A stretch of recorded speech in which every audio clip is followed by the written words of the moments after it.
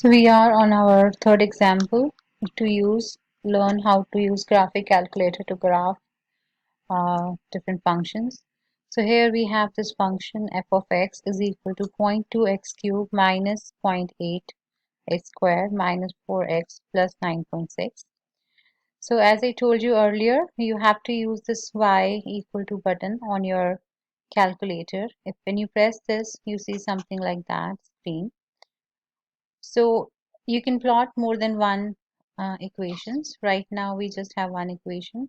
So whatever is this f of x, basically that is your y value. So that function you have to type in here in the calculator. So let's do that. 0.2 q minus x square minus 4x plus 9.6. And before graph, you graph this and we see a small portion of the graph. Maybe our window of the graph is smaller. You see the window is the size of the graph, so you can go here in the windows and change how much you want to see. Here it is set that minimum value of x I want to see -5. Maybe I want to see a little more what's happening before -5, so you can change it to be -10. Let's try that and see what happens.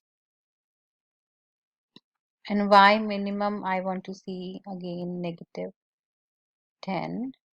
Let's see now, can we see the full graph? Kind of a little, this is cut it right here, so let's extend it a little for the y maximum. So the window part you can play a little bit with it, so you can see what you need to. So this is the graph. So there are a lot of things you can just see from the graph, right? It's a continuous graph without a break in it.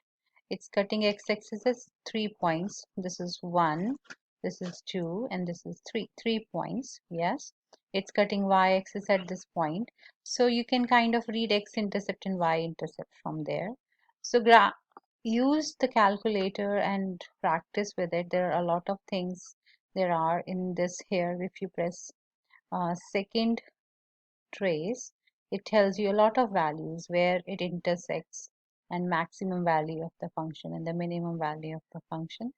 So these are a little advanced ones which we do not read right now in our curriculum, but zero of the function is where x function meets the x-axis. Okay, so look around with the calculator and try a few functions on it. Let's try another one. We have this graph function g of x is equal to square root of x minus 1. Let's learn both ways. Try to do it by hand first. So I have to, by hand, I always have to draw a table of values. So I can draw. So this is x minus 1, right? What do you think the domain is first of all? It's a square root. Everything under the square root, x minus 1, cannot be negative. That means it has to be more than or equal to 0 maximum. So x has to be more than or equal to 1. We cannot take 0 value.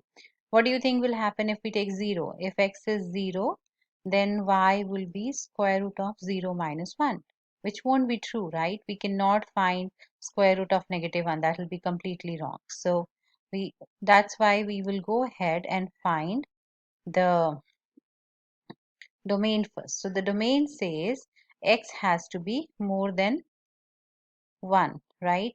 So where do you start taking the values from in the table? Say x is 1.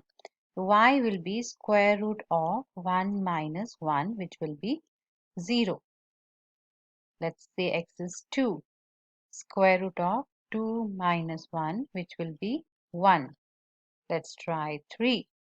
Square root of 3 minus 1, which is square root of 2, which is I think approximately 1.414. You can try the calculator for that, but this is approximate value.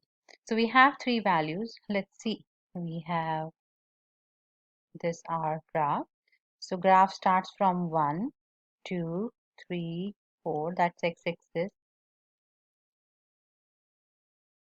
At 0, we cannot even find the value. At 1, it is 0. So this is your first point. At 2, it is 1. And at 3, it is 1.414, somewhere less than 2 here. So this graph is not a straight line. Square root graph is a curve which goes like something like this. In this case, this starts from 1 and goes like that. The 3 points we plotted are here and here, right? So let's see if we can use the same thing as calculator. Press Y. First of all, clear whatever is there. So press square root x minus 1. Now let's look at the graph of this. You see, that's how we plot it. As again, you can press second and graph, that will give you the table of the values. You see what happened here? At 0, it is giving you error. That means the graph is not, the function is not defined at 0. At 1, it is 0. At 2, it is 1. And at 3, it's 1.414 and so on. We only found first 3 values to plot, right? So that's how the graph of this particular function look like.